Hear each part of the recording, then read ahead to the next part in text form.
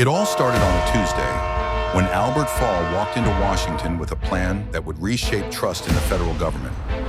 As Secretary of the Interior under President Warren G. Harding in the early 1920s, Fall quietly engineered the transfer of naval oil reserves, set aside for national defense at Teapot Dome, Wyoming, and at Elk Hills, California, out of the Navy Department's control and into his own.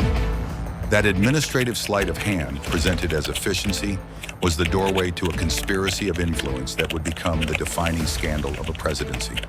The country was still licking its wounds from war, and the appetite for oil was ravenous.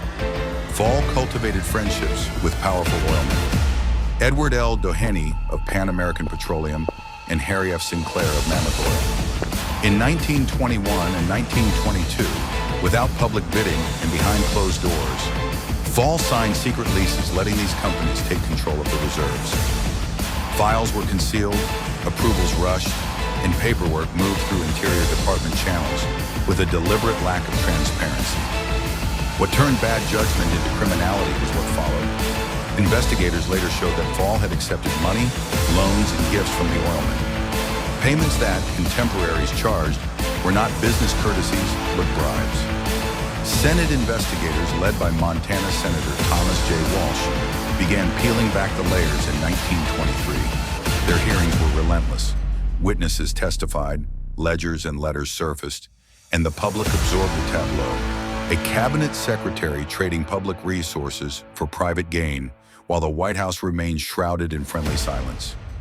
President Harding's sudden death in 1923 meant he never fully answered the questions pressed by the congressional investigators.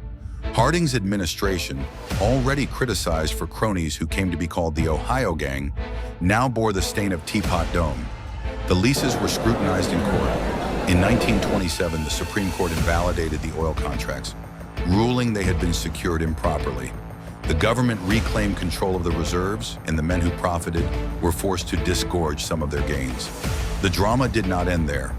Albert Fall would go on to be indicted, tried, and, in 1929, convicted for accepting bribes.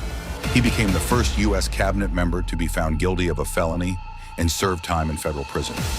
Harry F. Sinclair and Edward Doheny were drawn into legal battles and public condemnation.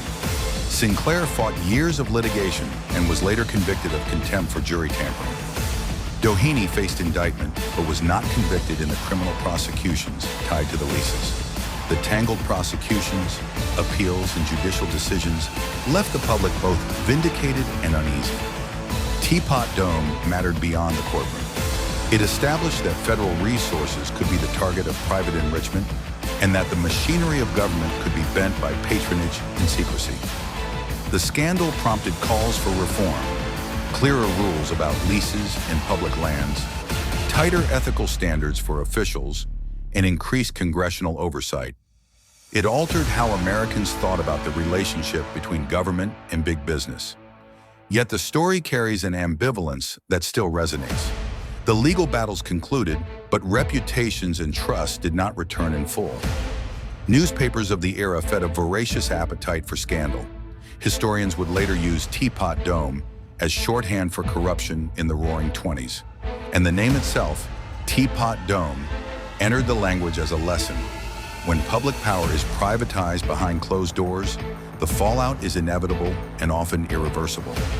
Decades later, Teapot Dome endures as a cautionary tale, a real conspiracy born of unchecked access, private wealth, and official discretion. It began with a Tuesday meeting and a bureaucratic transfer. It ended with convictions, overturned leases, and a nation reminded that oversight is the guardrail between service and self-interest. The oil is still in the ground, but the scandal's imprint on American political culture remains unmistakable.